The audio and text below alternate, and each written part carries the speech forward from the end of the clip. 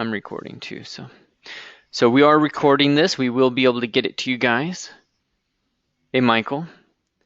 Hey, how's it going? Hey, Rob. Hey, Richard. Rachel. Rachel.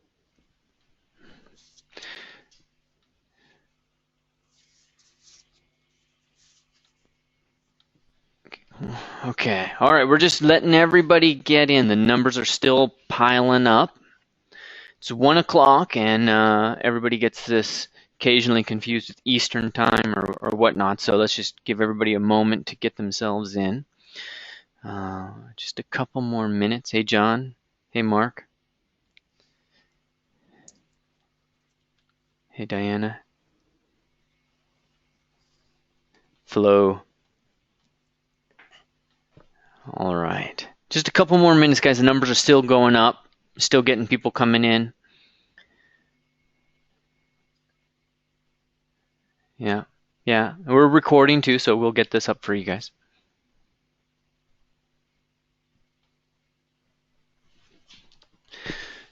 Da-da-da. How's everybody? There you go. Okay. Hey, Frank.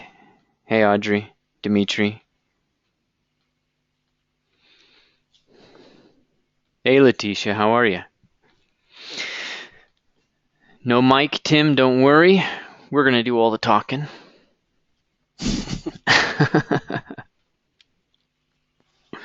Mike's actually you're in Paris now, right? Yeah, I'm in Paris right now. It's 10 p.m. over here. Late. And it's a little late, but, you know, people just start going to dinner right about now, so it's not that late. How long do you stay in Paris when you're there on the job? Well, it depends. I mean, previously, when I would come out for the Illumination gigs, they would be for about 3 months. Mm-hmm.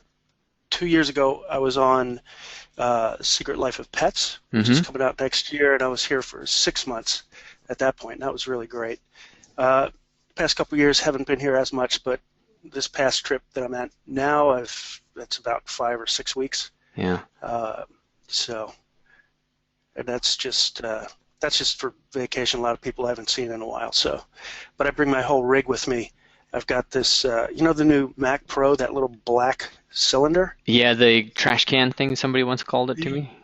Yeah, well, it's awesome. I've got one of those, and I have a little special bag, a really cool custom bag from, I think it's called Water. I have to find it, like Water View, Water Level. I can't remember, but anyway, it's a perfect little bag. Throw it over your shoulder, bring it on the plane. So, like, I've got my full power rig with me whenever I travel. So that's Wow. cool. Yeah, I heard that computer is just off the hook. It's insane. It's really powerful, and it's just so small. It's insane. All right, if you're just coming in, we're just letting everybody cycle in. The numbers are still going up. They're starting to stabilize, so I'm just giving everybody a moment to get in because sometimes there's a confusion with time zone, things like that. So we're just giving everybody just a tiny minute to get in. We have Damon Bard in the house. How are you doing, Damon? Damon. Yeah. Damon, how's it going?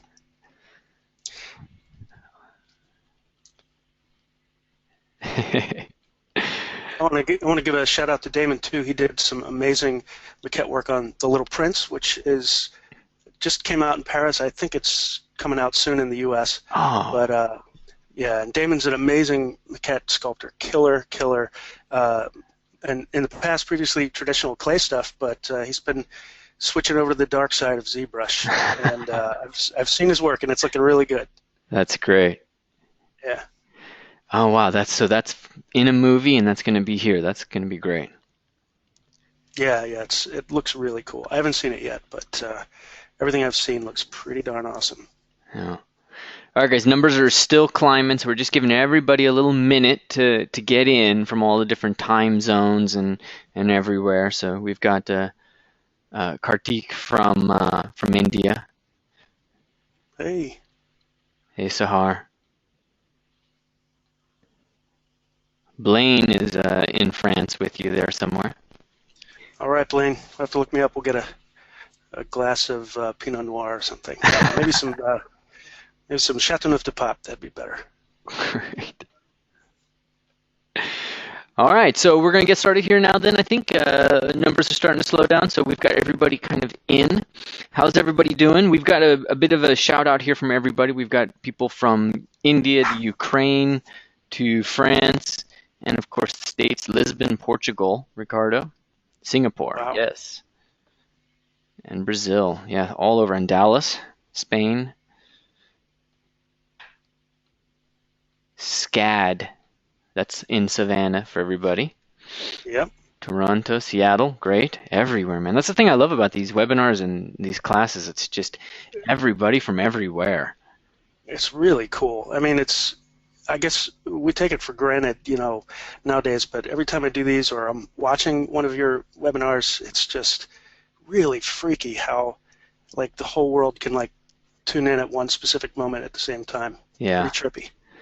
Yeah. Yeah, and it blows me away when we first started it's like all this education was only in, like, say, Los Angeles or London. So Yeah. it's so cool. It's getting everywhere now. Yeah. So no, you don't have to keep up with all those comments. She's the person pushing comments through is over there dying. Oh, no. As all of these locations come through. Croatia too. Can't wait to go there. Taryn is there. I don't know if you know Wow. Taryn. Mike. No. He's an old school guy. All right. So this is we're going to get started now. We've got I think over 300 people hanging out right now. So a good chunk of people from all over the place. I'd like you to welcome Mike Defeo. He's in Paris right now, and he's going to be doing this presentation with us. Mike is the character sculptor, freelance, and works at Illuminati, right? Illuminati, no. Illumination. Illumination, but are they part of Illuminati, or Well, I can't say. I can't say. Fantastic.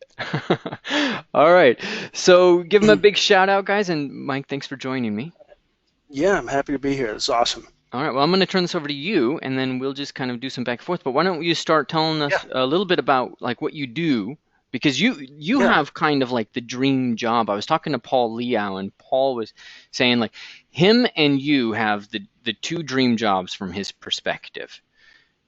Yeah, I think pretty lucky in how things have worked out. I mean, a lot of it's planning and taking calculated risk, but there's a huge luck factor in there. But basically what I do is I used to work for Blue Sky for 15 years and worked on a whole bunch of films there, and created the model department, and then then saw an opportunity to create the sculpting department. There was enough films happening where I thought we could do maquettes and have just that department.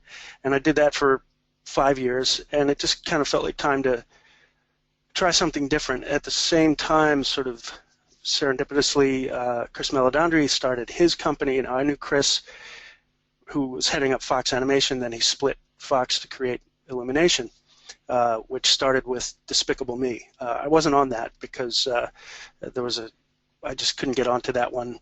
It had already started. There was a whole bunch of things going on, but I stepped in on the Lorax, which was their second film. So it started out as a freelance gig for the first 2 years, and then it was a full-time gig for a couple of years, and then the past couple of years have been sort of part-time because they're starting to stack up their films so much that basically all the maquette work and sort of viz dev stuff is pretty much in the can for the next few movies. So my work slowed down with those guys a bit. But the cool thing is, because it's freelance, I can, as I mentioned, with this computer I have, I can work from anywhere, and I've been very fortunate that their production company is in Paris. So it's an American company, Illumination. There's like 50 so people in Santa Monica, the sort of creatives, executives, and that sort of thing. But they worked with a company, pre-existing animation company in Paris called McGuff Lean, and so that's why the work is done in Paris. They basically do the sort of concepting, story stuff, get it up on its feet, and then send it to Paris, where there's a handful of Americans, but it's 99% French guys who are in there working, and other Europeans, and they actually do the actual work, build all the models, rigs, skin, surfaces, rendering, everything. So I get to work here part of the year, which is awesome. So a lot of travel, which is pretty great. It also means living out of a suitcase. There's definitely a downside to it because I joke when I come home, as soon as I walk in the door of my apartment, I look at it and it's like, man, it looks just like the real thing. Like it's a model. Like I haven't seen it for so long. It's like, it looks just like my real apartment. But so the travel thing is good, but it's living out of suitcases weird, and I've been doing it for 5 years, so it's kind of wacky. But good gig, good work, great people at Illumination, all of them, and in particular the artists at McGuff, well now it's called Illumination McGuff. It's they're just great people and amazing artists. You've also been able to hit up some of those museums when you're there too, right? Because of your Equity app and things of that nature. Yeah, well, of course, the art here is sick. It's crazy. And I made this crochet. For those who don't know, I took a class with an amazing anatomy expert, Scott Eaton, who is American, lives in London, and I created this app that basically shows 3D digital representation of the Houdon, Le Crochet, this sort of flayed man. It's very classic sculpture. So I created that app a few years ago and was able to actually, through a couple of, it's a long story, but through a couple of links and friends, I actually got into meet the head of anatomy study at the École des Beaux-Arts right here, which is where Houdon went, and it's where he donated his actual original cast, plaster cast of that Houdon Le Crochet. So I was able to see the real thing. Well, one of the first copies, earliest things ever, and it was really trippy. I mean, that was a fluke, but I have photographs to prove it that I was actually there. That's awesome. They actually had one of the old cast. It was an older cast, but it was like, I don't know, it was maybe a second or third generation of Houdons at PAFA, the Pennsylvania Academy. We got into the vault there to go see it. Yeah. Yeah, there's a few of them that got around. I mean, he back in his day, like, you know, he made that. I don't want to digress here, but that thing was, he was doing a sculpture of St. John the Baptist, and he created, you know, life-size figure, and he, as preparation, literally sculpted the muscles, and then he was going to drape it, etc. But apparently his colleagues and friends were like, this thing is too cool. You have to pull a cast off it before you finish it, which he did. And later in life, he, like all of us, you know, being an entrepreneur, he would sell copies of it, and it went all over the place. It got reproduced, and there's a lot of bad copies, but when you get to see, like you said, the one that you saw, or very early copies, and the one that I got a copy of to scan, totally different, huh? Very early. Yeah. They're quality. Amazing. Yeah, it's really cool. Anyway, so yeah, the museums here are insane. It's really fun. So yeah, and not to digress too much, but speaking of art, and again, I got to give a shout out to you again, Ryan, for all of your inspirational videos. I mean, thanks. For those of us who have been in the game for a long time, you know, you have to, things change, your perspectives change, or you engage with why you started with art to begin with, and you have to remember there's all this technical stuff and simple things and then difficult things, but trying to enjoy life and take time to make art for art's sake is really, really important. So I want to thank you again for putting out those videos. They're great. Thanks. So yeah. All right. Well, you've got some stuff to show us then too, I think. Yeah. So what I'll do is I'll just go through a couple of images of the pieces that I've done, some recent stuff, some older stuff, and then go into my general talk on the core of getting the appeal, basically, into these characters, which I think stems from simplicity and clean forms. And that's kind of the core for you too, right? The key thing is, of course, there's character design and there's all the technical elements, and then there's the concepts of shape and whatnot. But making it appealing, that's the key for getting a job and for the job. Yeah, and I think it's a combination of three things, to end up with a final appeal. The key, the design itself, which I generally don't do. I take designs from amazing designers like Peter Desev or Eric Guillon and people like that, and I make a 3D version of it. So you have the design, you have the actual sort of rendering of it, the technique of creating shapes for the appeal, which really comes down to, and I get into this in the class, it comes down to being very careful and clean about the shapes you make. I think almost, I don't even know, 75%, maybe more, of appeal, is the way I see it, is that the shapes themselves are clean and beautiful and elegant. And then there's, the relationships of the forms and how they fit with the design. But just that execution of making your work clean and elegant does so much for appeal. It's really hard to stress that enough. And I get into that. Basically, that's the main thing in the class, is just sticking with the basics, keeping things simple, because it's way too easy to jump into detail too fast, and that's how people get lost, I think. But let me go through a couple of models here. So these are some recent ones. This is from Minions. This is the evil lead gal character.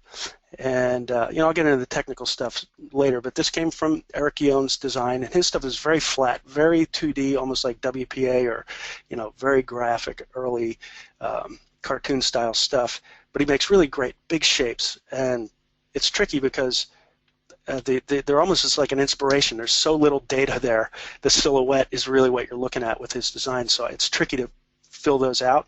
And that's where, again, like looking at silhouette, figuring out contour, and then sort of extrapolating what that volume will be, that's what makes it really work, I think. And of course, I go back and forth with the designer on this after I do my different passes. Here's a couple of familiar folks, I think. The guy in the middle is Herb, and he is one lanky son of a gun. He's actually really based on this guy, more or less based on this guy Serge Gainsbourg, who is a very famous French singer, bon vivant, crazy character, but that's kind of why he looks like that. We all know who this guy is.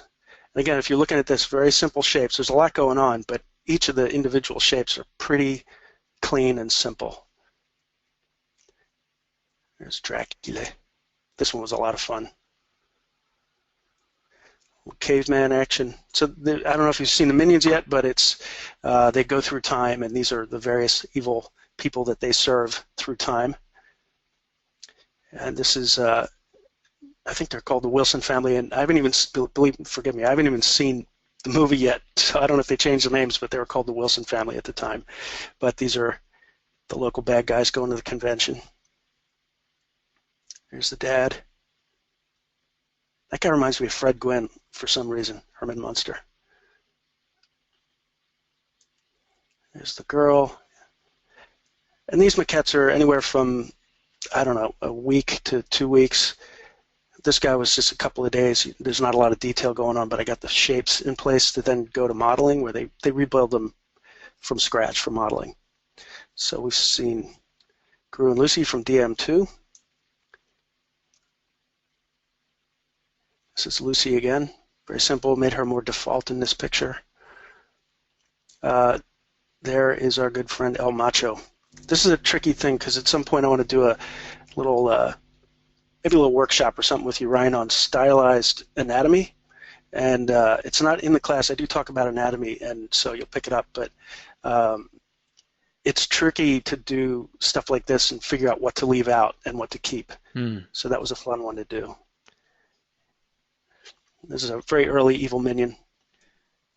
And then some blue sky stuff. Let me look at our time here, 10:20. All right, I'm going to move through this a little quicker. We've got some clay stuff. So this was an early one with the clay and digital. The pterodon is a digital print, and the dinosaur himself is all clay. So early Manny from Ice Age. And Sid. Now this is going back a while. This is some early stuff. So my rendering is not as clean, but I'm still going for clean shapes here. Some characters from Ice Age 3. Horton. This is a good example of really looking at simple shapes. And this is a lot of sanding. This is a shout out to Tony Cipriano. I think Damon, knows Tony, and a lot of you guys might. He's an amazing sculptor, and I remember seeing one of his sculpts and like, how do you get it so smooth? It's crazy. And this is super sculpy, and he basically told me, you get it as clean as you can, you bake it, and then you sand the heck out of it. And there was just so much sanding on this to get this smooth, which is great because you don't have to sand in ZBrush. So there's some more stuff. But this idea of like, you really need to be very careful about decisive and sort of own the shapes that you make. especially on big smooth characters like that. You can't hide anything in the details because there really aren't any. Some guys from Horton. Back up to this for a second. I'll tell you, I wish I had ZBrush when I made this. This thing took myself and Alina Wooten, who's an amazing sculptor now, worked with me at Blue Sky, now is at Disney, and together we worked on this thing for like 5 weeks. It was crazy. So, wouldn't be as bad in ZBrush. I do miss the clay stuff now and again, though, but for the job, ZBrush is really great. This is for Epic. This one's fun. I love doing these like cantilevered sculpts. This rod is like 3 lashed together pieces of TIG welding rod, so it's very strong and flexible. But I was, at the end when I was working with clay before I got into ZBrush, man, I was making as many things running on one foot as possible. You know, it was a lot of fun. So this kind of comes into the whole idea of the basic stuff. I get hierarchy of forms, cross-section, and thinking in terms of primitives. These are sort of the things that I go over all the time and every time I teach, and it's the key to everything. It's like the whole idea of a foundation for a building. If your foundation is not plumb and square and solid, your whole building is going to be off.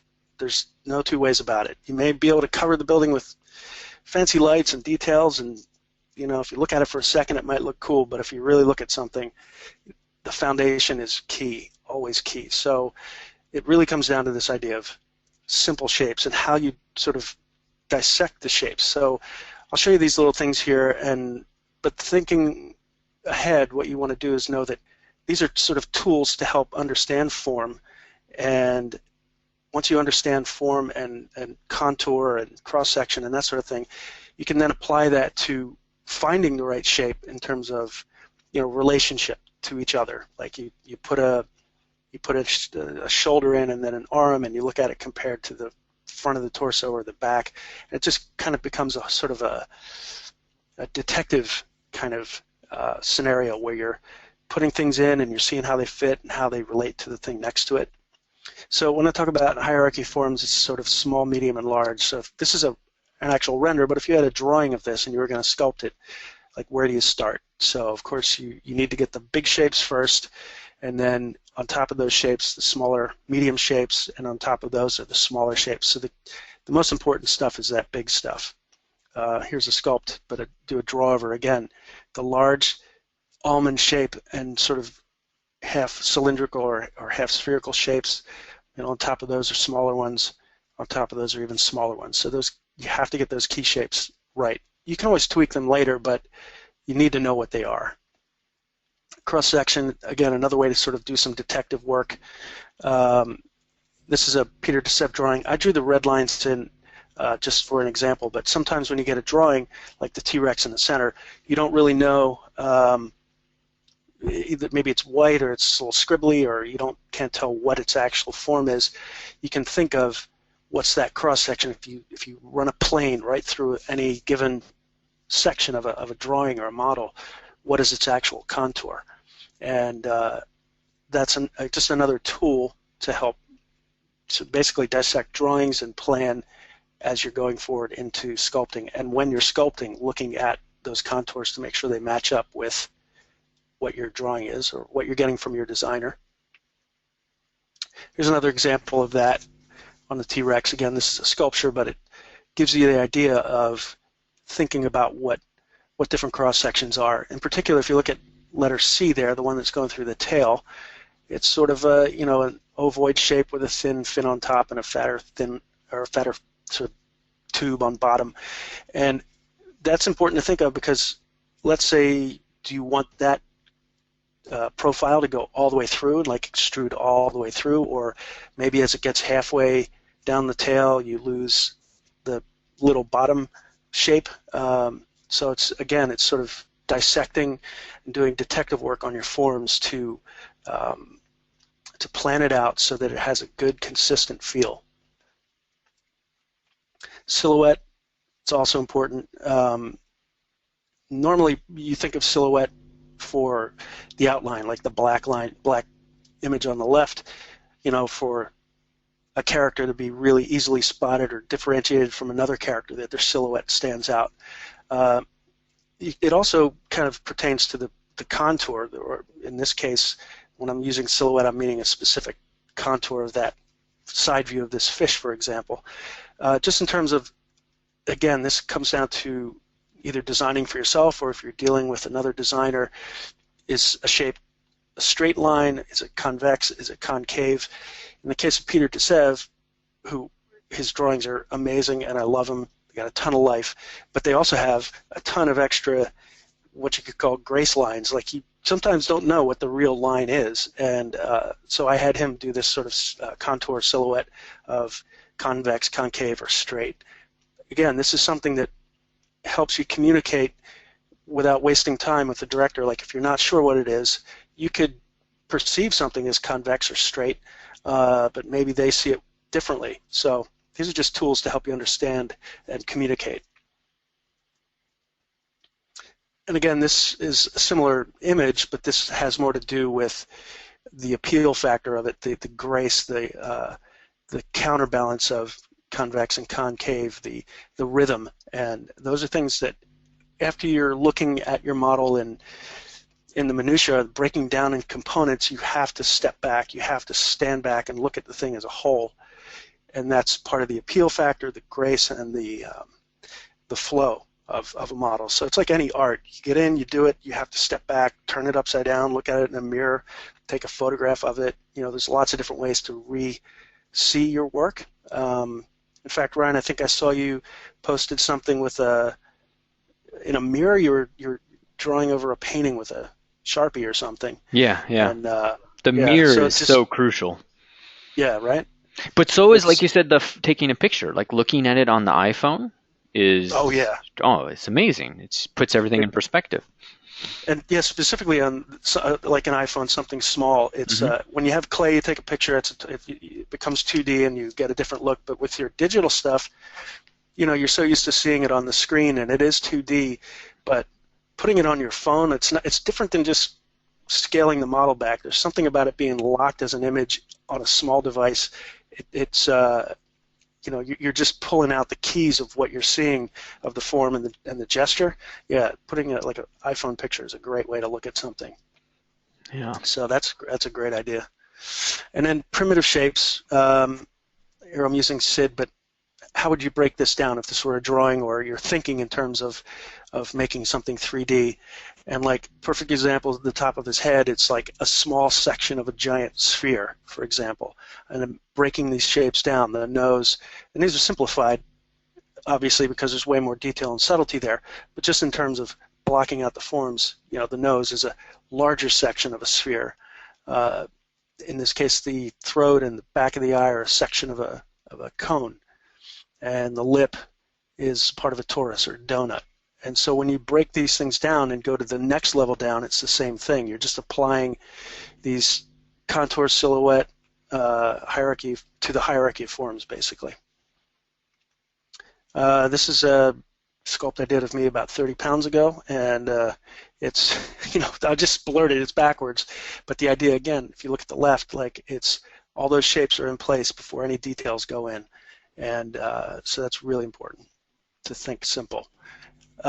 Because I've got some lag time here with my internet connection, I can't show any videos, but there's a couple of videos on my Vimeo page of this gal, and she was all built with essentially primitive shapes that were slightly tweaked, again, to help understand this idea of how to break something down into its simplest, most elegant form.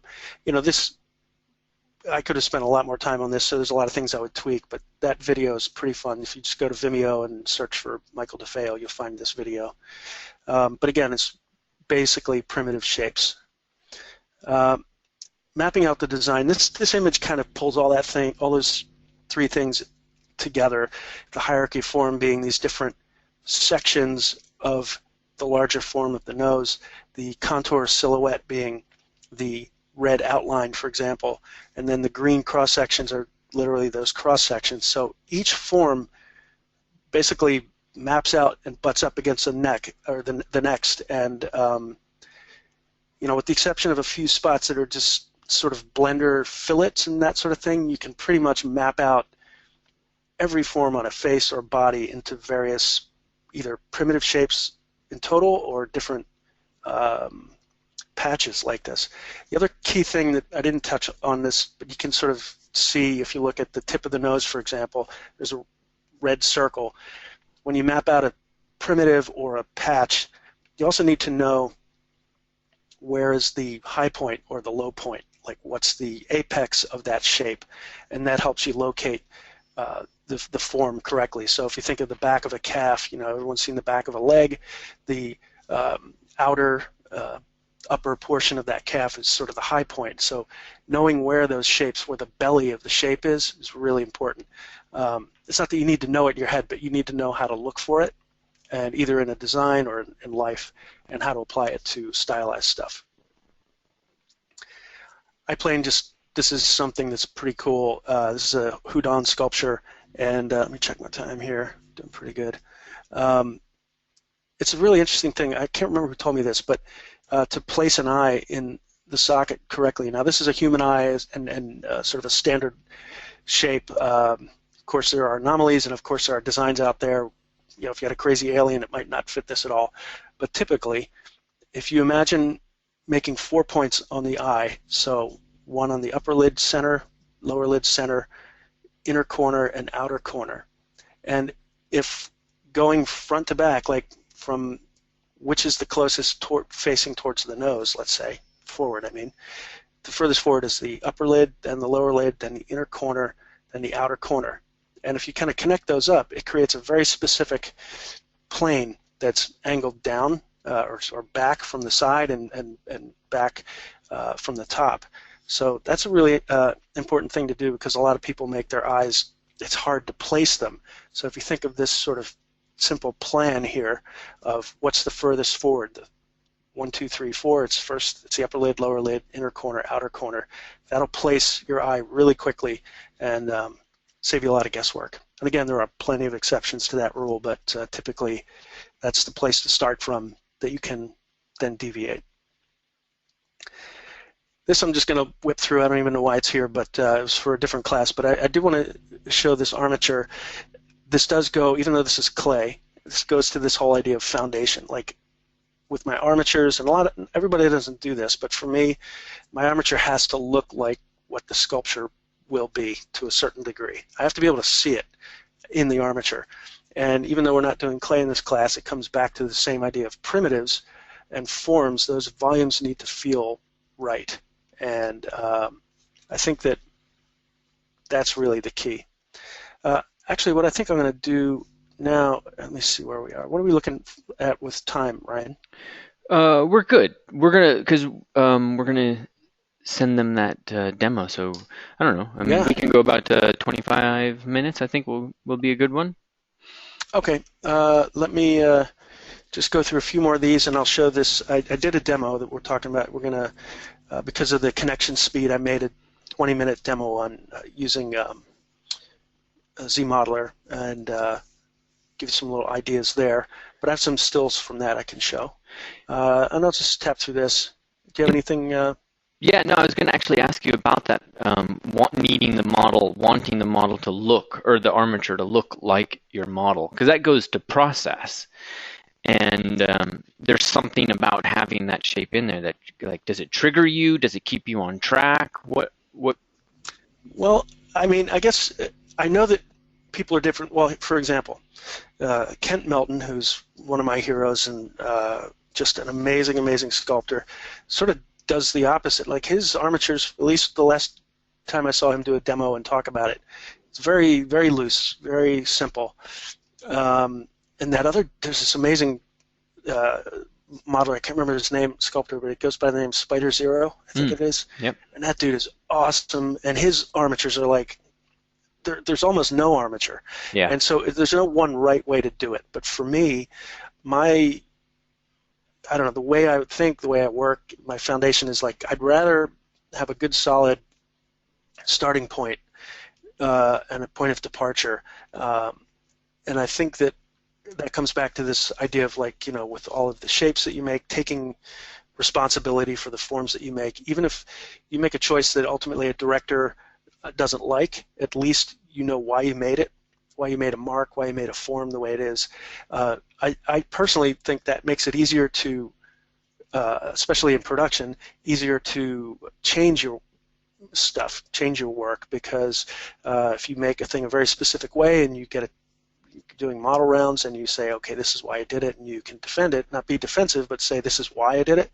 And if the director or art director doesn't like it, that's fine, but you know exactly where you are, why you made it. And I personally think that having that solid grasp of exactly where you are and how you got there makes it a whole lot easier to go somewhere else from there, because you're not wondering how you made a shape or how you got it or why it is where it is. You know, that kind of randomness to me is a little bit crazy making. I just can't do it, and a lot of other people can do it and thrive on the anarchy, but I personally don't. So, you know, it all depends on what camp you're in, but that being said, though, I do my own personal sculpting pieces, not for production, and generally I make a very simple, really simple stick figure armature, if that, and I kind of find the stuff as I go. But I think it kind of is like jazz in a way. Like you jazz musicians are probably among the most accomplished professional, to the same level as, like, you know, concert orchestra members for classical, but the difference is that you know, they know their music theory backwards. They know it, they practice it, but when it comes time to, you know, improvise and create, all that stuff's intrinsic, and they just kind of forget the rules and they just go with the flow. So this is the armature to me is the music theory. It's solid, it's there, and the clay on top of it becomes the improvisation. It's still going to fall within the structure that it needs to.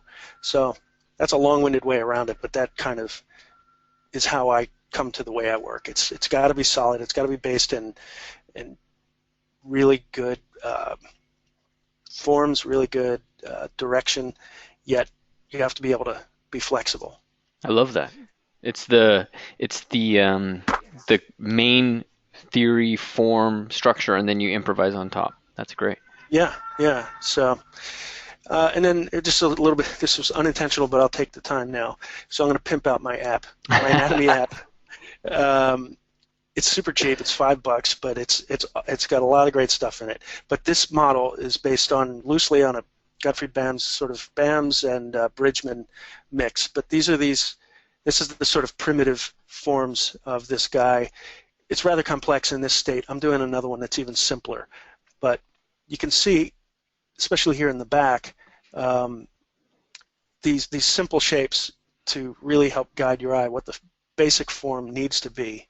And then if you actually sculpted things like this, like if I took this guy, all these little shapes are made out of separate polys, and I just did a smooth on it, it would like be 90% of the way there. It would look almost real, just because the shapes are right. Now, of course, there's so much subtlety in human anatomy, but the key to getting, you know, into the detail is getting this stuff right.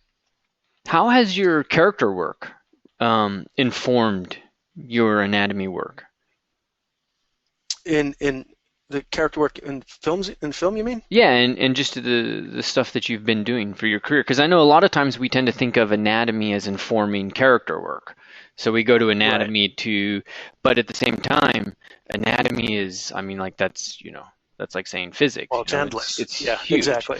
So everybody comes at it a certain direction, and it just occurred to me that your character work and the simplification of form has probably helped you understand or approach anatomy a very specific way. Absolutely, yeah. I mean, I haven't really thought of it specifically like that because they're so intertwined, but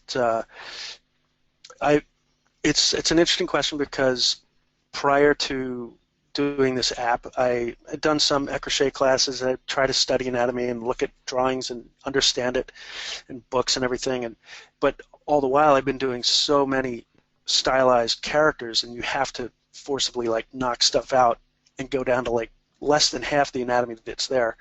So it's kind of started to train my eye to look at more realistic reference in that sort of blurred, simplified way. So, yeah, basically I think my work has affected my anatomy study in that my key to anatomy study is, at this point, is simplification, like what has to be there and what can you get away with. Because like if you're doing a sculpt, like even with my personal work that's more realistic, or not realistic, but more natural proportion, human forms, I still only have a certain amount of time I can put in, or I want to move on to the next thing, or I want to do a sketch in particular if I want to do a sort of a fast, loose, painterly thing. It's also, it's using that same stylized key, like just thinking like, what do I need, what gesture can I put in and get away with that gets the most done for one, tool mark. Mm-hmm. And so it's gone back and forth. In my anatomy study later, when I started with the Crochet app, just tuned that even better so that my simplified stuff, stylized humans like Armature and the girl from Despicable Me 2 and the girl from Minions, it's tricky to find like just all you need to make a leg look like a feminine leg, but it's almost just an ovoid stretched out. You have to have one little curve here or there, and so they sort of feed off on each other. But I do think, to answer your question, yeah, that the eye towards stylization for the past 20 years has made has affected how I look at anatomy and why I look at it and why I use it. Mm-hmm. That's cool. Yeah, because I know when students study anatomy, the first thing they do is get focused on the details, and that's the hard part. Because artistic anatomy is about shape. It's really kind of character work, as I'm starting to see it nowadays, anyways. Yeah, I'd agree, and there's a difference, yeah, between artistic anatomy and real like medical anatomy. Mm-hmm. And there's that old Lantieri book, which is just so awesome, and it's got all this anatomy detail and sculptural reference and stuff. But he's also got chapters devoted to like the beautiful like S curve through the leg and the counterbalance of forms, and so it's as much character as it is the forms of the anatomy itself. Yeah. Cool. So let's see, before we run out of time, let me just jump over to this other little video here, just to show, I did this little, because of our time that we ran out of, or I shouldn't, not time, but the bandwidth issues, I created a video. I'm just going to tap through it, just a QMesh thing, which I've got a lot of new content this time around for the class, and the Z modeler brush is really cool. Yeah. So I just let me jump ahead. in real quick, and I'll prep everybody. So we'll open up Q&A here in just a little bit, guys. But we're also going to make sure that you see this video. So Mike is getting into Z modeler now as part of his job and part of the work that he does, and so he's going to be adding Z modeler, which, if you don't know, that's the new ZBrush modeling tool, and it can be a little bit confusing for beginners to kind of know how it works and all of that stuff. So he's going to be going over that in the class and adding it and talking about how it helps a production pipeline and keeps you kind of, it's not really a production pipeline so much as it is the sculptor pipeline, and just keeps you in ZBrush longer. So exactly, yeah. And you'd asked me earlier today, like, why, how do you use it, and why not go to Maya or something like that? And to me, the short answer is I'd rather stay in ZBrush as long as I can. Most of the stuff that I do is considered a maquette, so it's not really a film asset. But for many years before all this, I did countless film asset models, so mostly Maya. And so this isn't so much about creating the film asset or the animation ready. However, some of this stuff, if you're just making props, for one thing, if they didn't necessarily have to animate or do deformation, this tool is pretty amazing. You could probably get it, I would say if I built something here, I would be 95, almost probably even 99% ready. I might need to go back to Maya to perfect some edge looping or fix a weird little anomaly. But now I've only been using this for a short time. I was a little bit late to the Z modeler, so I think I got into this thing about a month ago. And but it's just awesome for props and gear and all kinds of hard surface modeling.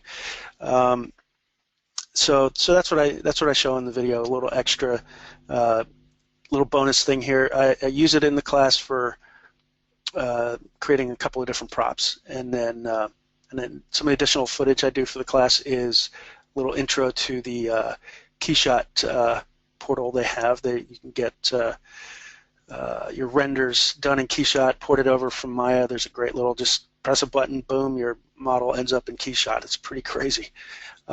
So this video is just, these are a couple of screen grabs, very simple stuff. I'm not rocking the world with this stuff, but I just love how simple it is. Like just simple box modeling, and you can create these beautiful, simple, clean shapes. Just kind of make a little nose cone here, and including talking and cutting out some edits and stuff in the video. It took me like 20 minutes to build this thing, so probably if you're just jamming on it, you could do something like this in 10 or 15 minutes. It's just crazy. And I did start playing around with trying to make some organic kind of creature-y things with this. Haven't quite gotten there yet, but you can see even for organic props and certainly for hard-edged, amazing guns and tanks and everything, there's just so many cool tools in this Z modeler brush. It's very awesome. And then of course you got to render it like sparkle purple in Keyshot.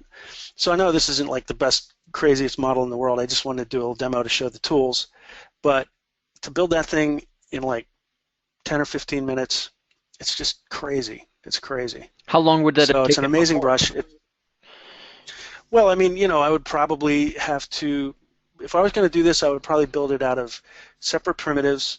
Then you would Dynamesh them together, clean up the edges. Then I would probably Z-remesh it to get a little more control.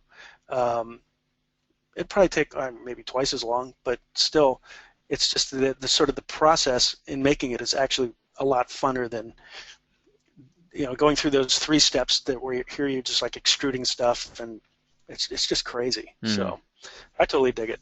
Again, it has its application for certain things and maybe not for others, but yeah, to me I think it's very cool. I love it. Have you been rendering any of your maquettes in Keyshot? Is that a direction you see yourself going? Yeah, I do them all in Keyshot now. Yeah, so this is a Keyshot render. The maquettes we saw earlier are all Keyshot renders, or all the Minions and Despicable Me ones are Keyshot.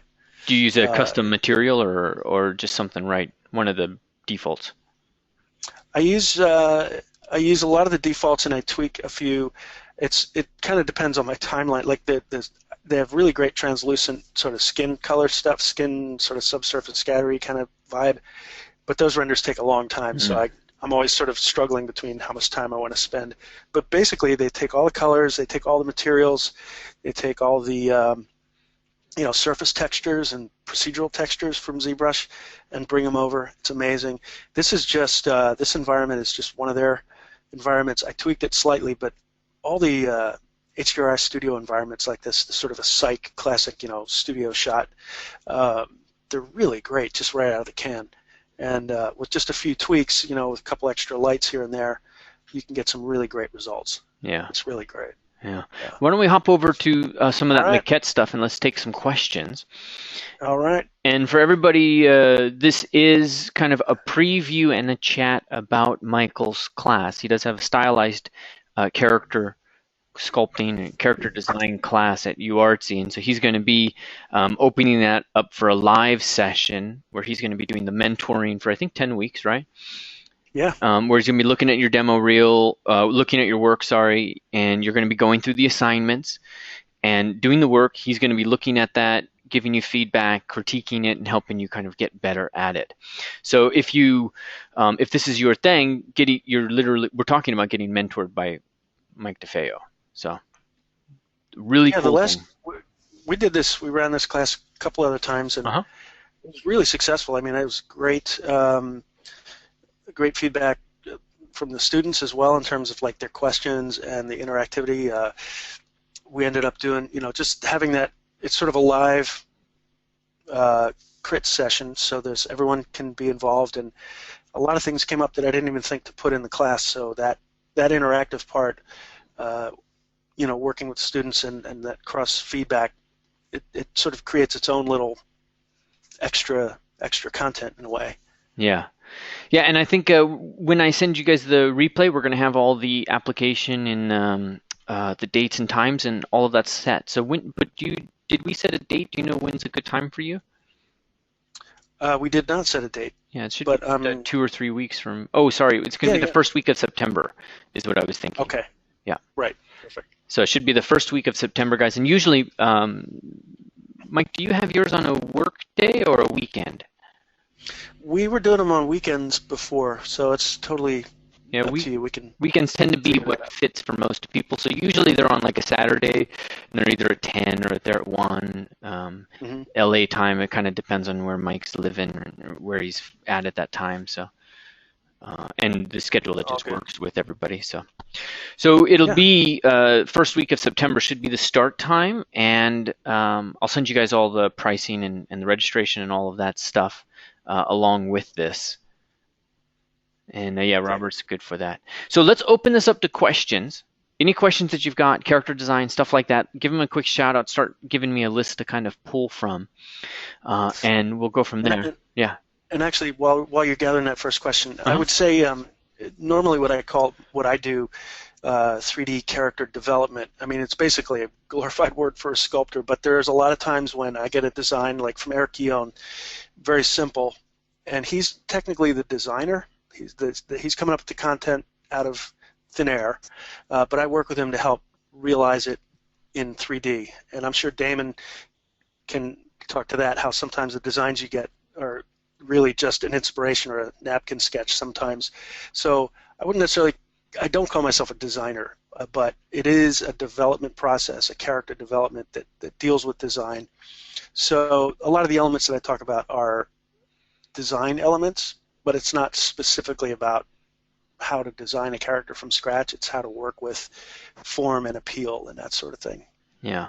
Okay. So Soren is asking on what characters from Minions movie. So what was the most challenging stuff on the Minions series, the Minions movie for you? Well, first of all, the Minions movie was by far my favorite movie ever to work on. It was just from this guy alone, it was just most fun.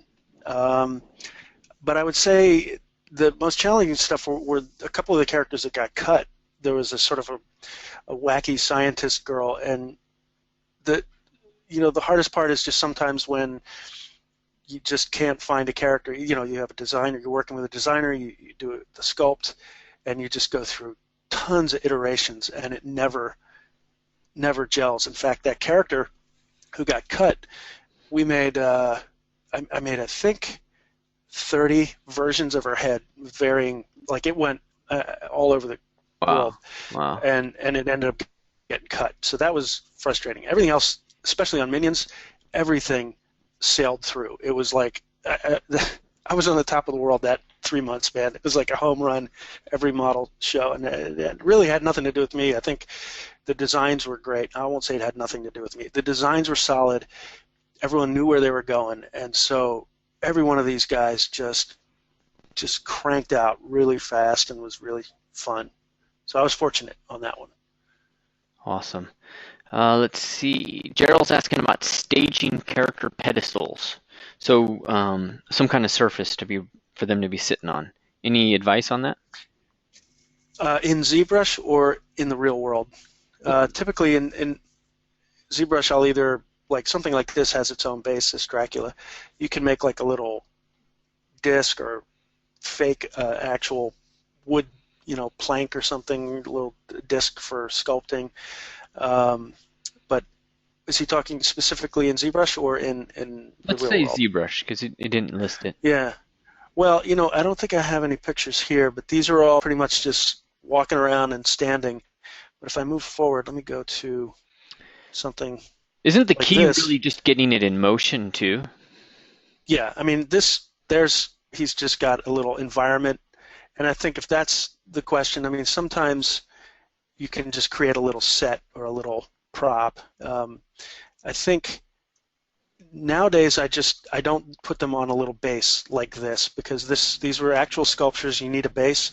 And then for a while when I was doing maquettes, I would make a fake little digital base and put them on that. So I guess the idea was that it gave you a sense of scale, that it felt still like a maquette, or that if you did a good enough render, you could trick the eye and you didn't know if it was real or not. Mm-hmm. But typically I'm doing them just as if they're just standing there in an environment. But that being said, if you need some sort of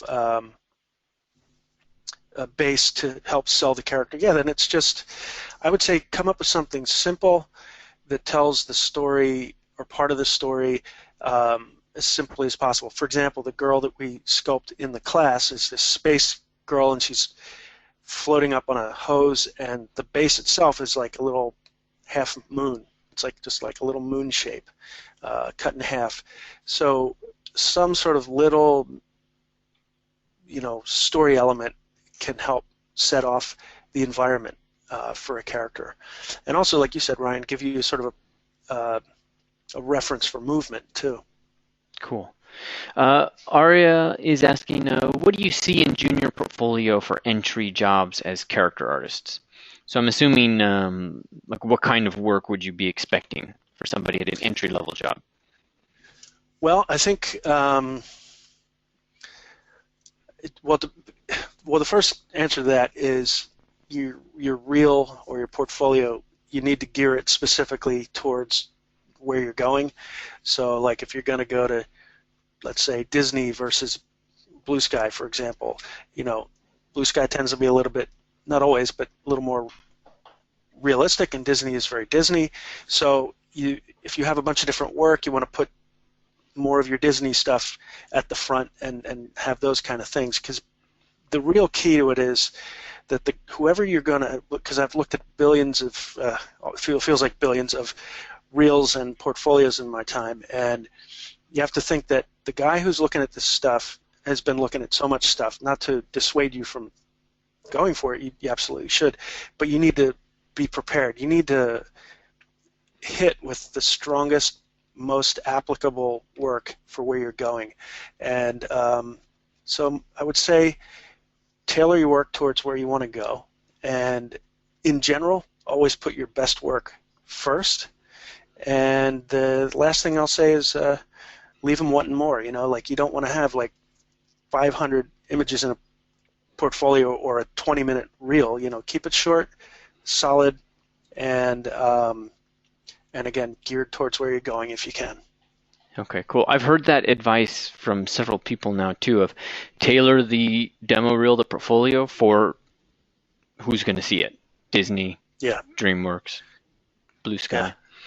So that's real important to kind of keep in mind. It's also real important to keep in mind that, you got to do that kind of work. So if you want to work at Disney, you got to do the Disney work. Because I think a lot of students they'll think, hey, I went to school, I did school work, now I'm going to show you school work. And the person Right. who's looking at it at Disney is like, I don't really care what you did. I haven't had my coffee yet. This has got to look like Disney, or I got to move on.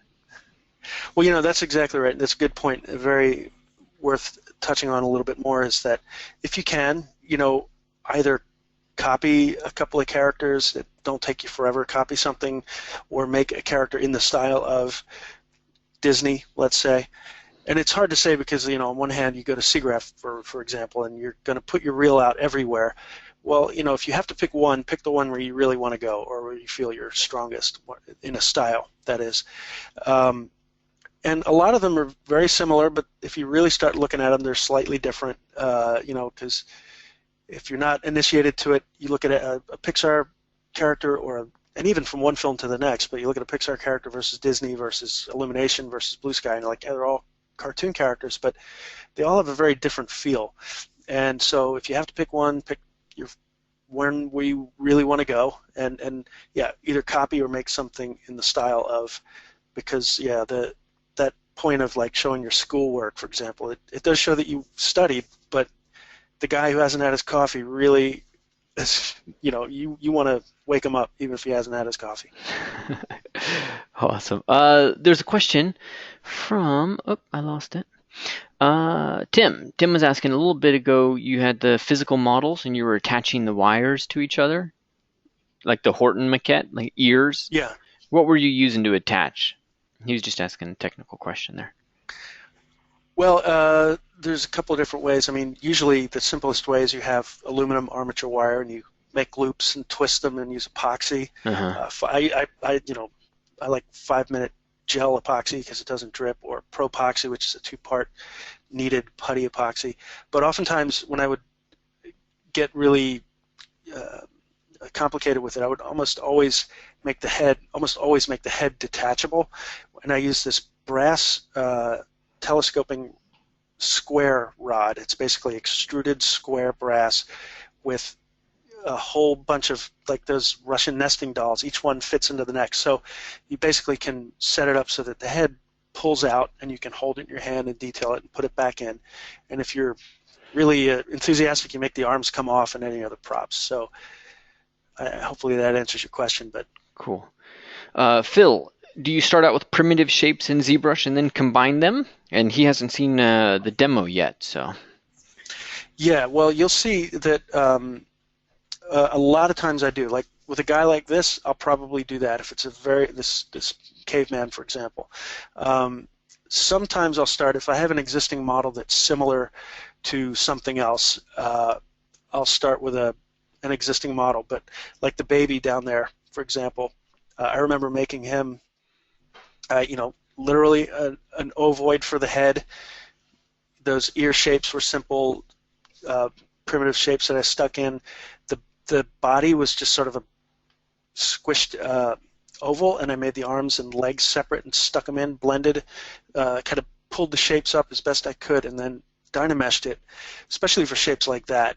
I think on Napoleon I did the same thing, where big teardrop belly shape, the legs were like these big cones, separate pieces, and I pulled them. They're separate objects, the legs going up into the belly until they got really close, and then I dynameshed it, and that way I had this beautiful curve of a belly and these very specific conical legs tapering down. So I do that more and more now. I use a lot of techniques, but certainly the idea of how I build the character in the class, I do quite often. Primitive forms, dynamesh it, Z-remesh it, and then go from there.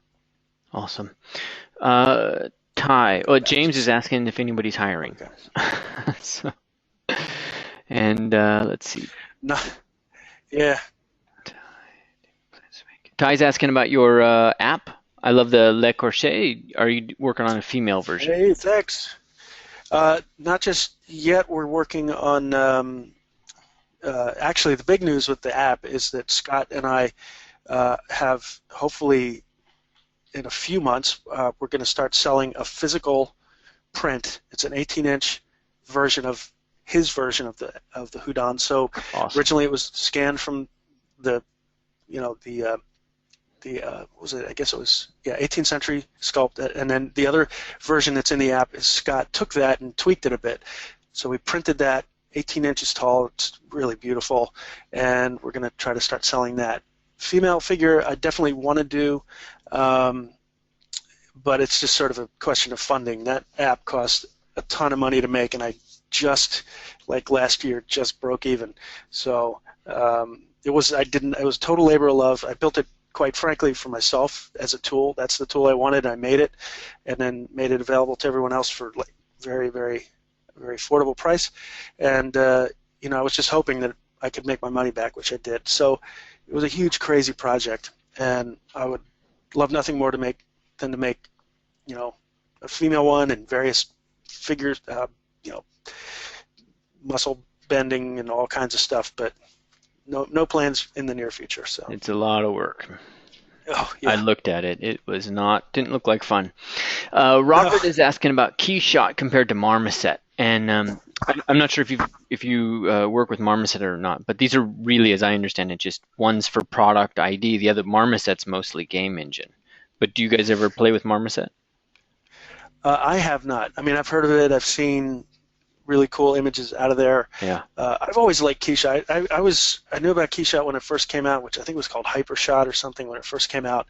And just there's a whole very simple drag and drop concept to it that I dig, because I'm not good with the programming end of stuff. I don't want to be like filling in fields and typing in point this, point that, and plugging in nodes and stuff. I know that Maya's Render and RenderMan and all these different ones that are out there are killer crazy good renders. But for what I need to do, Keyshot's great because it looks great and it is so easy to use. I love it. Yeah. Isabel's asking, when you sculpt the characters for Despicable Me, did you sculpt the body and then add clothing, or how do you work with the body underneath clothing? Good question. The short answer is no. Generally I'll take a default model that they have for a human. I did that for a couple of years, and after a while I stopped doing it because they rebuild them from scratch anyway. But basically, like, this was like not done that way, but Lucy, for example, I took a figure and I stretched it out and I used the hand forms, but I start working with these primitive shapes for the clothes and everything. And you should see these guys. They're like shriveled up little aliens inside these clothes, just because I need to push the bodies away from so they didn't interpenetrate. That comes from a lot of experience, because I know what the forms are for the anatomy well enough that I can get it directly from the clothes. But previously, like, there's a bunch of sculpts I did for Blue Sky, for Epic, and for Rio, where I would sculpt the figures basically naked. I would actually put little bikinis on them so that people wouldn't. I was joking, but I did. Sculpt them naked, and then I would put clothes on.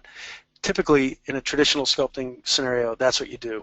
That's what all the masters do. You sculpt the figure. Even you don't have to detail it, but the clothes are on top of the figure, and you have to have the figure in there.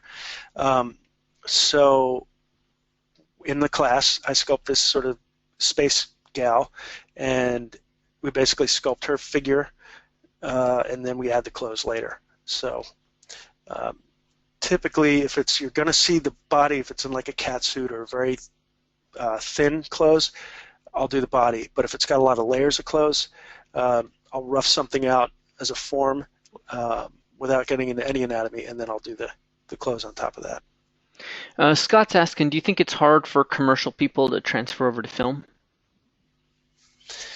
That's a good question. I think as long as your reel looks good, and I think it comes back to what you were saying before about making stuff that the people you're showing it to want to see. I guess the thing is, if you show them a reel that's got a bunch of animation characters in it, and all they know about your gaming stuff is that you've got a resume, then it doesn't matter. I think what is difficult is people tend to, I don't think I'm this way so much, but I think most people can't see past what's right in front of them. So, it's like you're applying to a job to make apples, but you show them a sculpture of an orange, and they're like, yeah, but can you sculpt apples?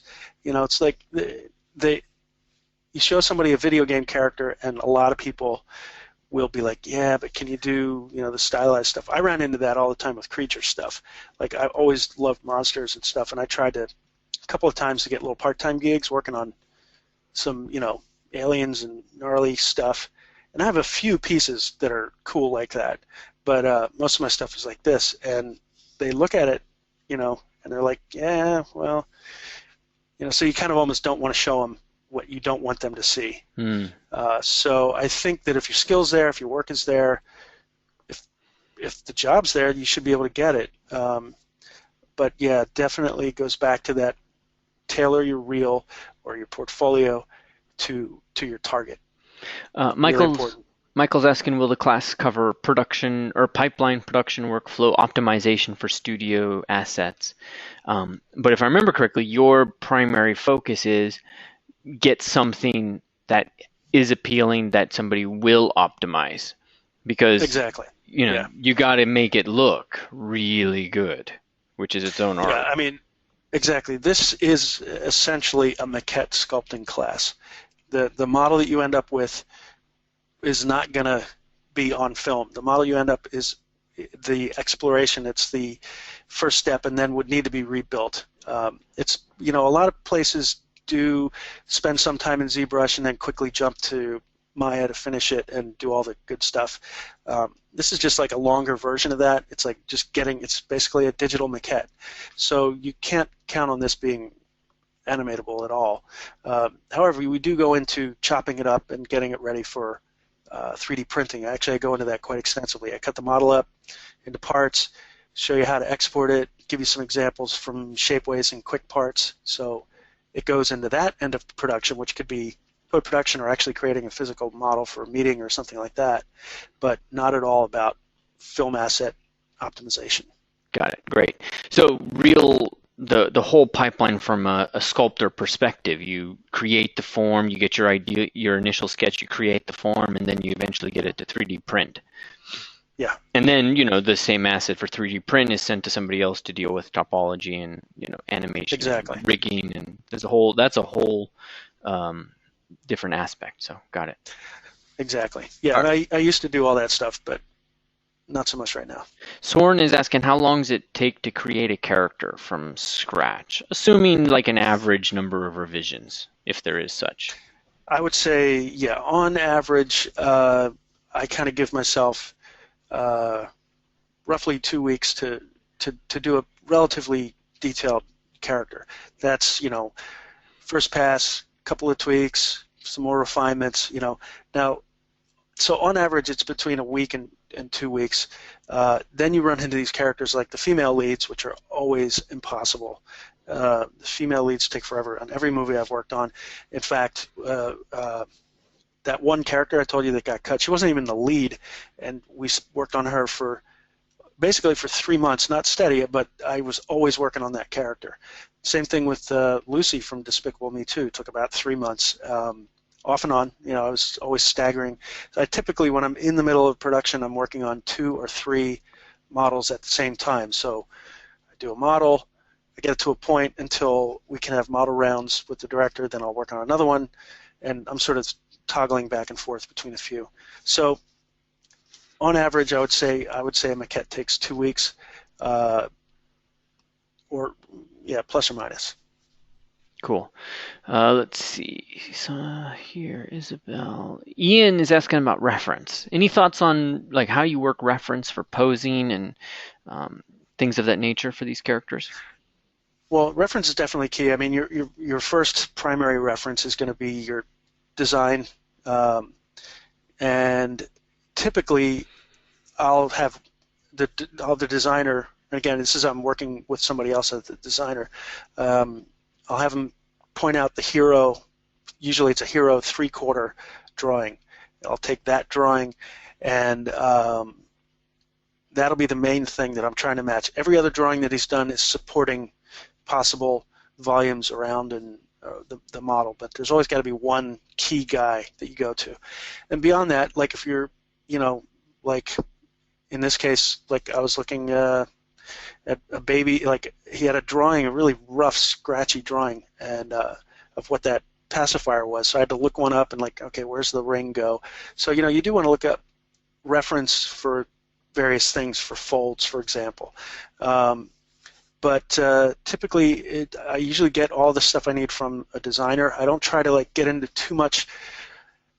bringing in too much reference unless it's not clear in a drawing, because my take on it is that the designer has already gotten the reference and has figured that out. So I'm just, making a 3D version and filling out what he's designed. But that being said, reference is important. You definitely need to know what it is that you're making. So especially if you have to simplify it, you have to see the real thing. If you're designing it yourself, certainly you need to get all the reference you can. But for me, I'll only get reference to fill in the blanks if I don't know what it is that I'm making. I don't know if that makes sense, but hopefully it does.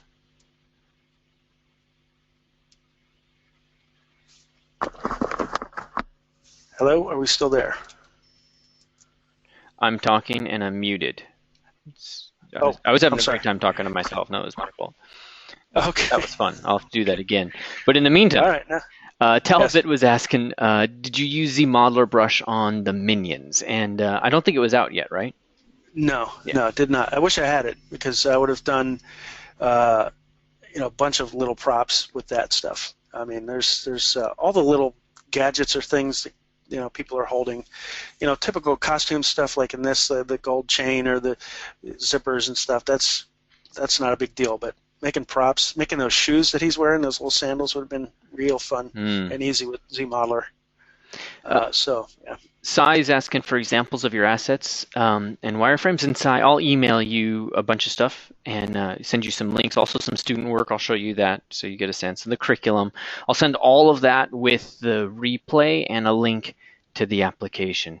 So that'll all happen as quickly as I can. Probably today, probably tomorrow. One of those two. Ian is asking about, Ian Dorian, I think, is asking about drawings. And I think you had one drawing in here. It was a drawing of the T-Rex. Was that reference for the design? Yeah, that was actually, let me see if I can find it. That was Peter Desev's drawing of the T-Rex, and That might was it? give everybody a good idea of like what kind of reference you actually get. Yeah, it's I think was it it in here? was, no, I think it was up. I think I just saw it. Well, there was this sort of one, that one. That's the one I saw. That's the one. I mean, this is a drawing that I get from. This is a good drawing to show. Let me get back here. Um, Pete did this like showing a detail of the teeth, the arrangement, the scale. These are really cool designs that you can get from your designer details. But typically, I prefer to work from just one drawing, unless there's other stuff that I need to know about. But I don't have Eric Guillon's stuff in here. But if you look up Eric Guillon or you look up Art of Despicable Me or Art of Minions, you'll see these really beautiful, simple graphic flat drawings, and that's what I would get from Minions and from Despicable Me, and it's really beautiful. But it's like it makes these look like 3D renders. His stuff is so graphic, and it's a challenge, but it's also fun because you have to. That's really where you're creating stuff. There, you're interpreting the volume, and of course you work with them on that. But yeah, I mean, it all depends on the designer that you're working with. Cool. All right, guys. Well, I think that's about it. If you've got any other questions, feel free to shoot me off an email. Oh, wait, I see one by Luca that we haven't really gone over. Luca's asking, when making wrinkles for clothing, do you set these into sculpture or do you speak with riggers, have it as part of the rig? Well, like I said, the stuff that I'm doing is basically a standalone sculpture. It's a maquette study for what those wrinkles might look like. But it is a good point because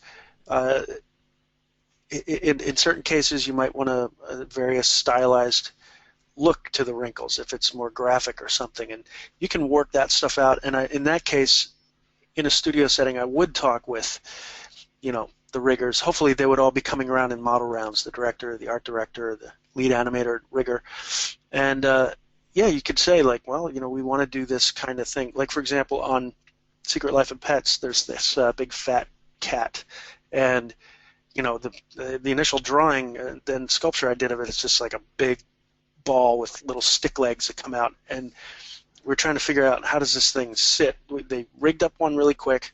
They took my model, they rebuilt it, they rigged it, and in testing had her sitting down, and the rig was like, it was impossible to get the rig to make a nice little shape.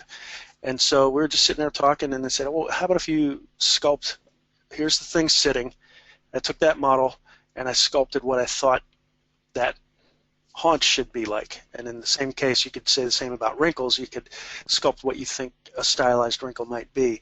And then they can take that and use that to inform how they actually rig the actual asset. So it really depends on what you're doing, but typically the wrinkles that I do are there for sort of inspiration for how it might work.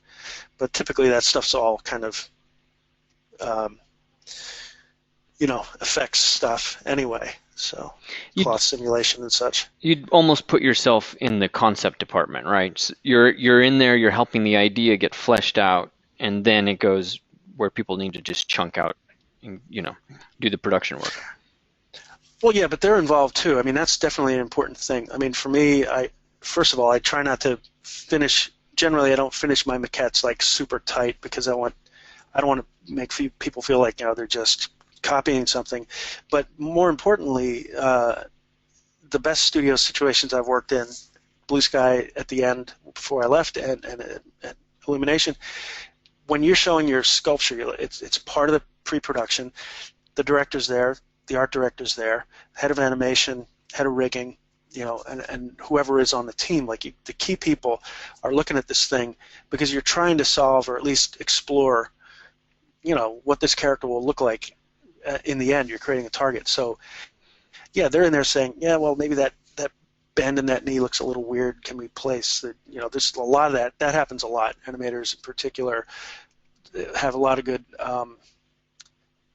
good ideas and point on where, bending points are and pivots and stuff. So it becomes at its best, it's an interactive, collaborative thing where the heads of the departments get to see and put in their input way early in the design, which is totally what it should be. And so as long as the producers keep all that going, then everybody's happy. So, yeah. That's cool. I love how in this kind of pipeline, it's really about kind of solving the problems. So it's not like it's not this linear where it has to be done this way and there's this grand idea. Yeah. It's like the creation of artwork is the creation of solving the problems for that artwork to exist. Yeah, in its best form, that's how it should work, and it can be tricky with, let's just say with various people's egos or whatever, or changing their minds. That sometimes you can't avoid. But if the right people are in the room at the given time, and they have ample time to put input in on what will ultimately affect the design. Yeah. And that's the best case. That's awesome. All right, guys. Well, I think that's just about everything. So I will get this to you as quickly as I can. Thank you so much for watching this, for taking part. And I'll get you a bunch of information as well as for the time period that the live application is up. That's going to be for the next, I think, week or so from this date. So we'll get that up to you and the link and all of that. Thanks for coming in. Thanks, Michael. Yeah, thanks. Thanks, everybody. And you're going to have that little 20-minute Z-Modeler demo I just made. And I'm going to apologize in advance. I had a microphone placement situation, so it's a little, there's a little bunch of microphone pops there. So, but the audio is a little bit close to my. It'll keep them on their toes. It'll keep them on. Yeah, you'll be. But the content's cool. So okay. There you go. Awesome. All right. See you, Claire. See you, Damon. See you, Flo. Bye, everybody. Glauco. Sina, Matt, David. See you, Mark. Letitia. Deb is out. Kevin, Sahar, Adam. All right, guys, I'm going to end it now. And we want to save the chat log. Now is the time, but otherwise, I'll get this up to you as soon as possible. And remember, the first day of class is going to be September. In the first week of September, that's when this class is going to be. The live sessions are going to start. That's if you're signing up for the live sessions. There's a couple different ways you can get the class, but if you're signing up for the live sessions with Mike, where he's going to be actually looking at your work, critiquing, helping you move your work forward and get it demo reel ready, talk about the little things like appeal and what makes somebody really attracted to your work, because you only got seconds to get somebody's attention when they're looking at the demo reel, right? So how do you do that so that somebody knows what you're talking about, so okay, my goal is not just a student assignment that I'm doing for college, but this is my life. I want to do this. So, all right, Mitchell, Great. See ya. All right, Mike, thanks, man. Yeah. Take care. Thank you. I'll talk soon. Thanks. Bye. Bye.